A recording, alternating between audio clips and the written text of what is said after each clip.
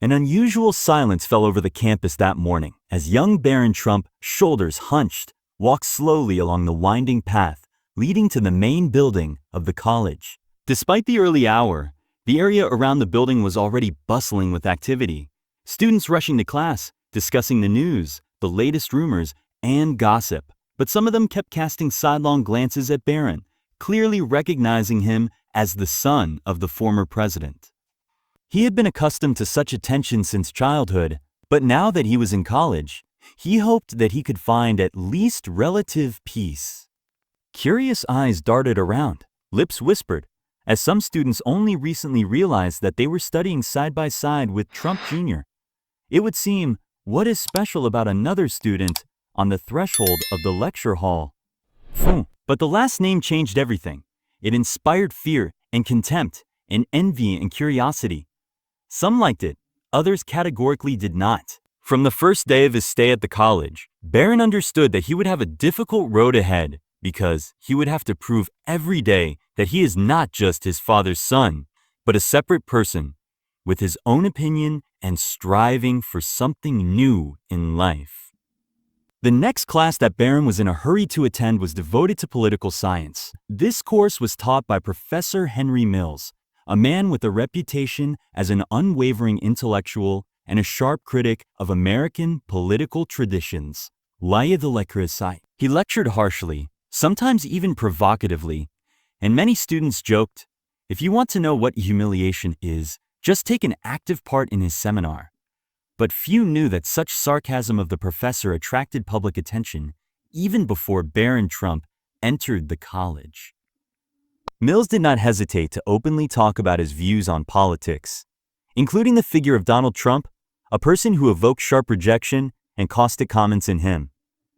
As students were waiting, what kind of clash of opinions will there be when Barron himself appears at his lectures? That day, the auditorium was packed. Many had come not just to study, but out of curiosity, everyone was expecting something special. The whispers stopped as soon as Professor Mills entered the room, a tall, thin man with a piercing gaze and clearly defined cheekbones. His presence seemed to turn off the unnecessary noise. He always began his lectures without unnecessary preamble, preferring to get straight to the point. But this time, judging by the expression on his face, he was clearly preparing for something special. Good morning, he greeted dryly, looking around the audience with a stern gaze. We will touch on a very sensitive topic, the evolution of political rhetoric in the context of presidential campaigns in the 21st century.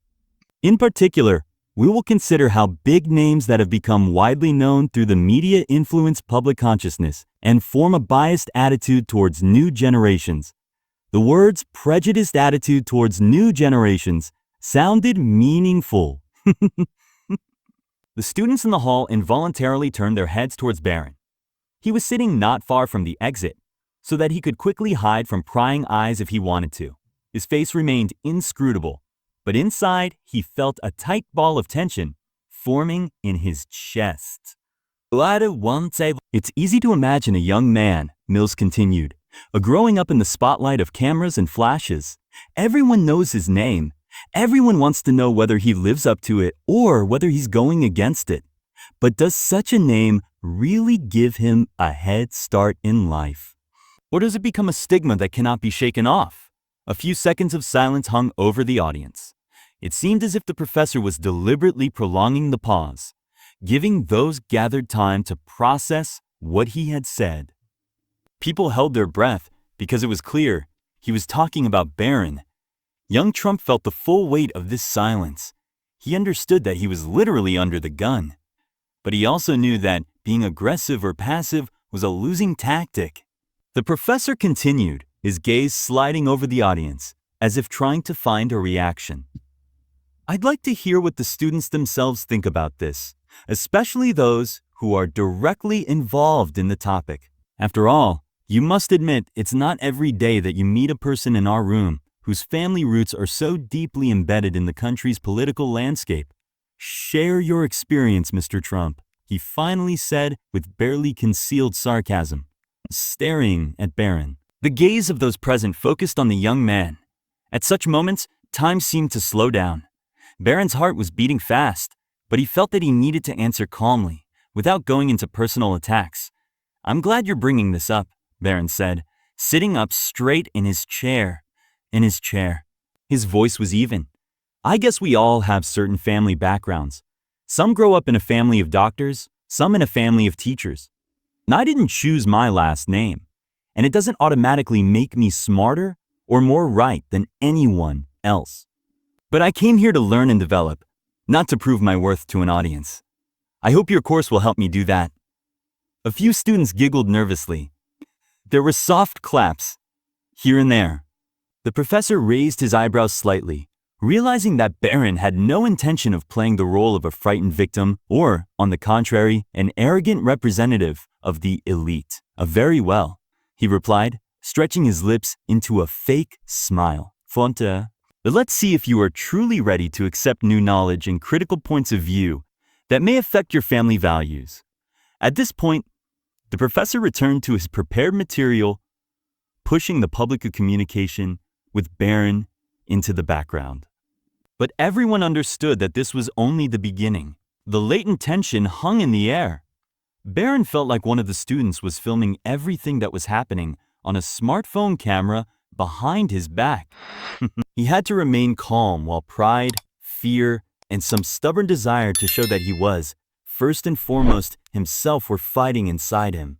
The lecture went on as usual, but the professor from time to time returned to the topic of his surnames, apolitical families, throwing oblique comments that could be applied not only to the Trumps, but also, for example, to the Bush or Kennedy dynasties.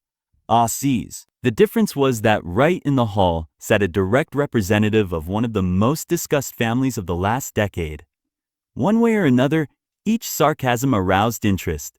The students literally waited for Barron's reaction, looking for the slightest movement on his face.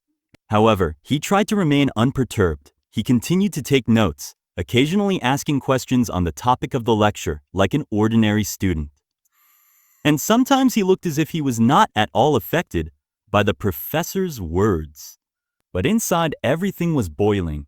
His consciousness was barely holding back outbursts of emotion. He realized that any careless word or impulsive reaction would immediately become a reason for discussion on social networks, where they would happily pick up on. Barron couldn't handle the pressure. Trump's son can't take a punch. Here they are, the true features of the family. When the class ended, most of the students left the room in high spirits, having witnessed a psychological drama of sorts. Some thought Barron was a hero who could resist pressure, while others insisted that he was just pretending to be calm. But almost everyone agreed on one thing. This was the beginning of an interesting story, and it only remained to be seen where Professor Mills would lead it. After class, a small group of curious people surrounded the young Trump. His classmates asked him kindly how it felt to sit through lectures while being practically attacked in the face. Barron smiled politely. "It's okay," he replied. "I knew what I was getting into when I decided to study here. Everything's fine." That day, a short video clip of the professor taunting Barron appeared on social media. The captions varied from page to page. Watch how the professor took a jab at Trump Jr. in front of everyone. Barron responded with dignity. A new trolling against the Trumps? In any case, the video quickly gained popularity, garnering thousands of comments and becoming a viral sensation among college students and beyond. However, the real storm broke out a few days later when Professor Mills decided to go further. The next class was even more crowded than the first time. Even those who had not attended Mills' course tried to get inside to see for themselves how this unusual confrontation was unfolding. Some openly took out their smartphones and sat closer, hoping to film content that would surely get many views. Mills, for his part, was as confident as he could be. Before the lecture began, he leafed through a few sheets of paper on the lectern, pretending to check his notes. Then he glanced around the room and quickly noticed that Barron had taken his place in the back of the room again. A slight smile flickered in the professor's eyes. Today, he began, we will talk about the damage that populist slogans do to public consciousness, and how political clans, using their influence in the media, part of the audience, already knowing the direction of the conversation, prepared for the spectacle. Journalists from several student publications sat in the front rows, dictaphones laid out, waiting for loud statements.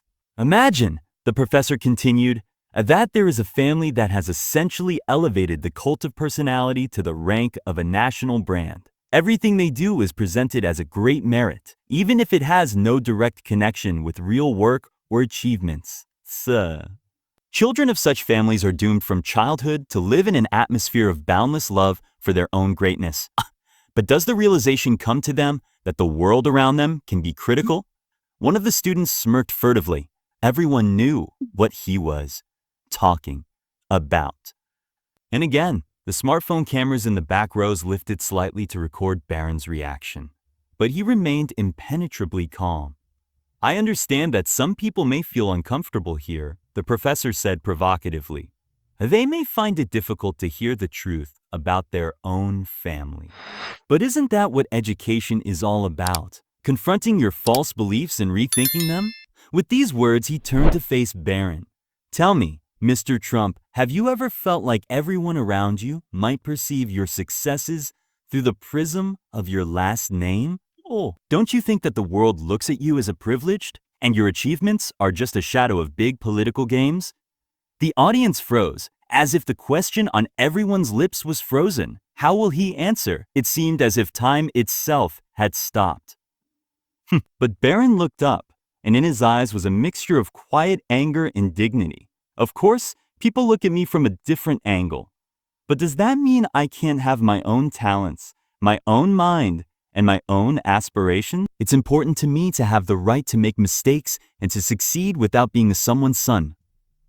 I realize that the family name is only part of the story, but I'm trying to write a new chapter. Yes, it may seem arrogant to some, but at the end of the day, I'm here to learn and grow. The words were measured, but they filled the room with an almost electric tension. Even the professor was surprised by the directness of the answer. He seemed to have expected either passive silence or an aggressive outburst. But Barron did not speak loudly or try to get even. His confidence seemed to prick Mills's pride far more than any attack could have. Well, the professor said through gritted teeth, you may indeed be able to think for yourself, but let's see how you use that ability when you're faced with a real challenge. The class continued, and it seemed that the conflict remained at the level of a verbal altercation. However, after the class, journalists from the student newspaper approached Barron again, trying to get a comment. He politely declined, smiling wearily. Sorry, but I don't want to turn my studies into a media agenda. Later, as the day wore on and the college hallways began to empty, more details emerged. Professor Mills had published a scathing article on his personal blog, in which he referred, among other things, to the young scion of a great family who refuses to acknowledge the clan's mistakes. He included quotes from the lecture, as well as his own comments, insinuating that such students were the spoiled children of corrupt political families who would make speeches about virtue merely to create a positive image in the eyes of the public. The article immediately went viral on student social media and spread beyond the college. The reaction was extremely polar. Some praised the professor for his courage, while others accused him of promoting hatred and creating an unhealthy atmosphere for students. But everyone agreed that the situation was getting out of control. Barron suddenly found himself at the epicenter of a flurry of opinions and speculation. From articles in small political publications to talk shows, whose hosts now wanted to invite him for an interview. Young Trump himself did not make open comments, continuing to study, attend lectures, and diligently adhere to his course. He did not want to stir up conflict, dreaming only of being able to live a quiet student life. But each subsequent step of the professor, reinforced by new poisonous statements, made the ring of attention tighten. The atmosphere on campus was heating up. More and more students shared their opinions, snippets of video, and colorful captions on social media. Some even created online petitions. Some demanded that the professor be fired for bias and discrimination, while others, on the contrary, insisted that Mills speaks the truth to his face and his contribution to free expression should be appreciated. It got to the point that during the next class, people even sat in the aisles. There were so many who wanted to see a new chapter of the conflict. The professor seemed to enjoy the attention and was not afraid to openly use his platform to attack the Trump name. Direct or veiled. All this led to the fact that short videos with scenes of a professor versus student flew across all conceivable networks with the speed of wildfire. However, no one expected that on one of the warm autumn evenings, Barron would decide to give a short interview to the student television channel, agreeing to accept their invitation. Many already thought that he would remain silent, trying not to aggravate the scandal. But apparently, the professor's latest caustic statements overflowed his cup of patience. In the small room that served as a makeshift television studio, the lights came on, set up by two confused student cameramen. The presenter, also a student, was slightly nervous, knowing that she was recording material that would likely go viral and go far beyond the usual university environment. Barron sat across from her, under the sights of the cameras, his hands crossed in his lap. His gaze was uncertain, but determined to tell the truth. Barron, the host began in a quiet voice. Why did you decide to give this interview now? After all, many critics believe that it would be more advantageous for you to remain silent. I thought it was time to set the record straight, he said, trying to sound even. I wasn't looking for publicity, but Professor Mills was not just touching on me. He was touching on the whole idea of how a student has the right to be here without being constantly attacked because of his last name. Do you consider his position unfair? I think it's unfair that he reduces our discussions not to scientific debates, but to personal attacks and labels. This is no longer just a teacher-student, but a whole campaign against those who don't fit into his worldview. I respect different points of view. I'm ready for difficult questions, but when it turns into a format of bullying, it destroys the very essence of education. The host nodded, realizing that Barron's words could spark a new round of controversy. Are you afraid that this situation will forever cement a certain image of you? Maybe, he sighed, but I believe that time will put everything in its place. I'm here to learn. I want to prove to myself and to others that I'm not afraid of criticism if it's constructive. But I don't want to be the object of endless provocations. The interview was short, but within a few hours, the clips had flown around campus and then beyond. Students who had initially been suspicious of Barron began to express words of support. New hashtags appeared on social media. #Professor crossed the line, #for free education, and #support Barron. However, this did not mean that young Trump had won an unequal fight after all. The professor had serious influence, friends in high academic circles, and was ready to defend his position to the end. Barron lay awake for a long time that night. He lay in the small rented room he had rented near campus and replayed the events of the past few weeks in his head. The attacks, subtle and overt, the tension in the lectures, the room full of people who had come not for knowledge, but for the spectacle. He tried to understand why the professor needed to constantly turn his last name inside out.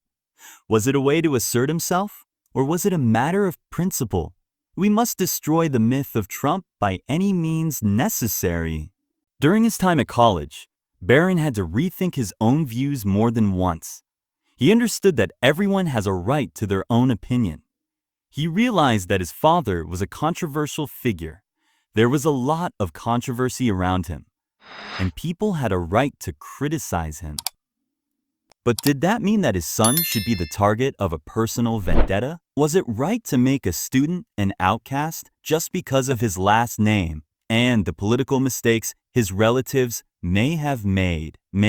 Through the rustling wind outside the window, he caught the hum of the distant road and thought about how this place college was supposed to be a step into the future for him, where he wanted to study, grow, and make friends. But instead, he found himself in the epicenter of other people's negativity. Nevertheless, a decision was growing inside. He would not back down.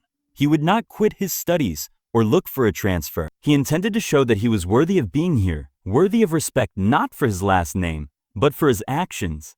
And come what may, he was ready to respond to any challenges. The campus greeted him in the morning with more noise than usual, though. Some students even applauded when they saw him appear. Someone shouted at his back, "Hang in there, Barron. Keep it up." The young man nodded with a slight smile. And although doubts were still raging inside him, the support he was beginning to feel gave him strength. Before the start of another political science lecture, he was walking down the corridor and noticed a group of students standing near the door of the auditorium with posters. The inscriptions on them read, "Education without discrimination. No to politically motivated bullying." One of the posters directly stated, "We support every student regardless of their last name." Barron felt a warm wave of gratitude. He didn't know these people personally, but they were speaking out on his behalf, calling for justice. Some approached him and shook his hand. Someone said, "Don't give up. It doesn't matter who you were born with. It matters who you are now." And in that moment, the young man realized that the confrontation with the professor had become significant for more than just him. It was a reflection of a deeper issue: how accepting the educational system was of different people, and how accountable a teacher should be for his language and behavior. Finally, the bell rang, opening the door to a new series of tests. There was an unusual excitement inside the auditorium. Barron's support group occupied one part of the hall, those who stood for the professor, another, and in the center, as the rightful owner of the site, Mills was located. He looked around at those gathered with a slight grin. "I like your zeal," he began, referring to the students with the signs. "I suppose you've all come to get a lesson in real free speech. Well, I won't disappoint." Today he was going to talk about the capitalization of family names and how the heirs of famous names cleverly used their family history for advancement. The professor invited a big guest to the lectern, a certain political consultant who had already managed to appear on TV programs with anti-Trump rhetoric.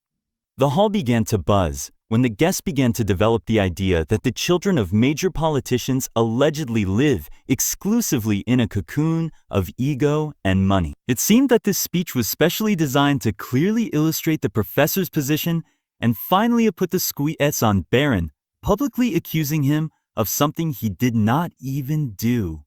During the lecture, Mills took the opportunity to ask several ironic questions directly to Barron. "Do you think, Mr. Trump, that your admission to college was the result of your own efforts or your father's influence?" "I think it's the result of my knowledge and exams," the young man replied, clenching his fists under the table, but maintaining a confident tone. "Perhaps the documents were examined in a special way?" The professor persisted. "Or do you rely on your last name to be indulged here, Wand?" A whisper went through the rows. Someone filmed the event. But then one of the students who studied with Barron intervened. "I saw him preparing for the tests and got in on a regular basis. Why are you trying to humiliate a person for no reason?" It was the moment of truth. Professor Mills turned his sharp gaze towards her, narrowing his eyes. "You don't understand. I'm not trying to humiliate the man. I'm trying to expose the system of privilege that distorts the very concept of equality in academia." "But you do it by getting personal," the student persisted.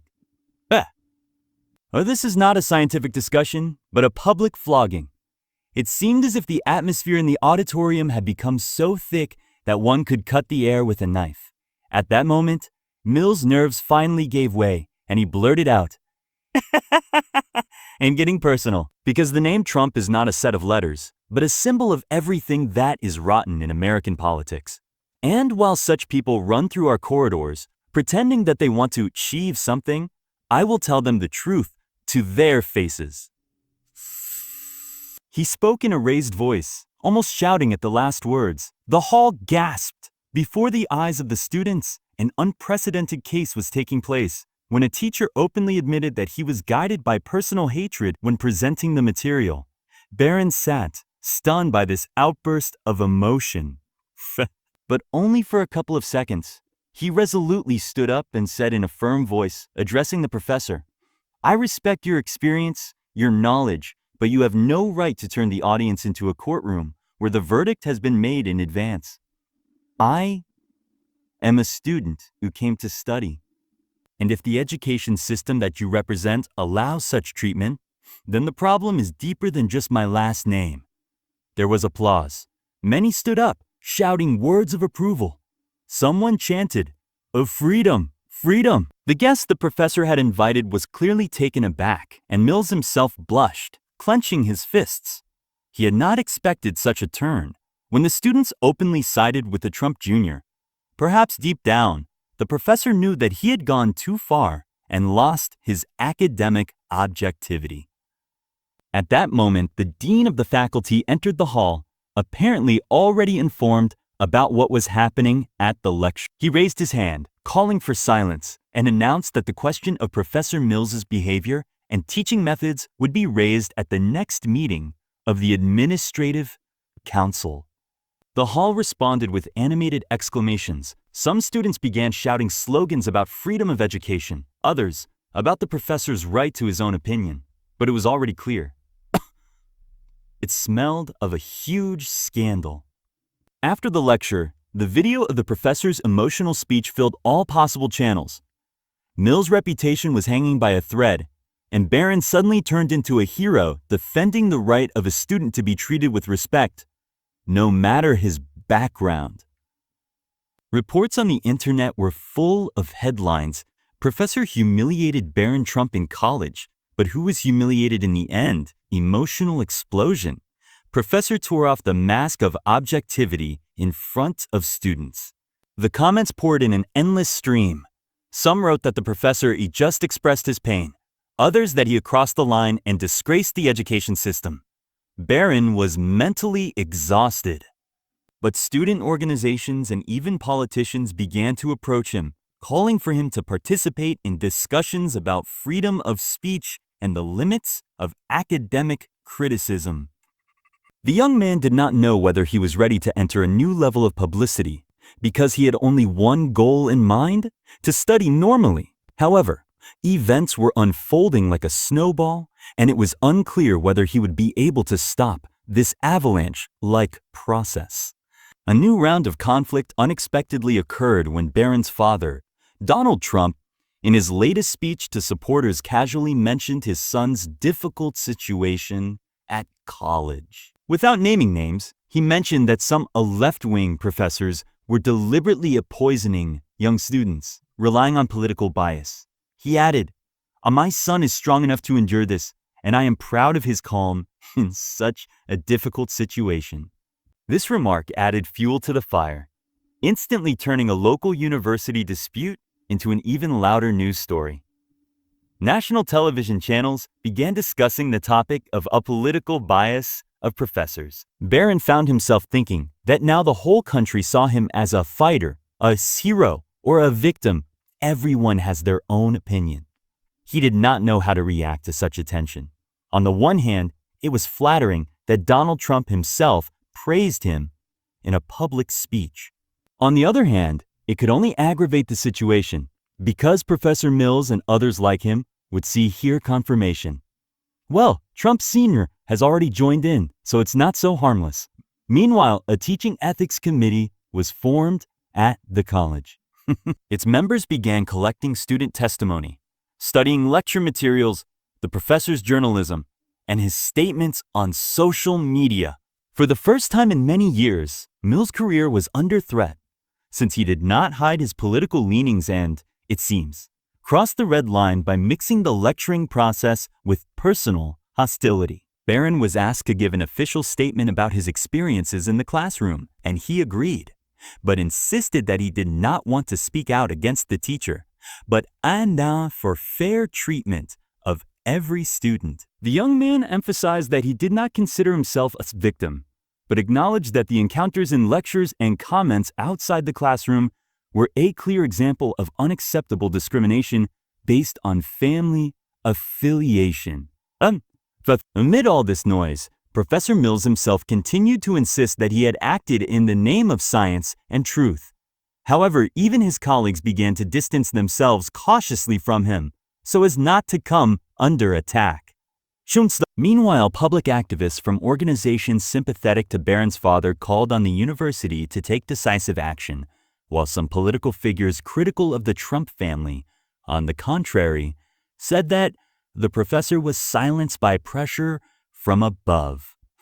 The situation was pulsating with many contradictions. Soon, something happened during one of the classes that became the turning point of the whole story. The lecture had just begun when unknown people in suits entered the auditorium, apparently representatives of one of the major news channels, who had managed to get permission to film live.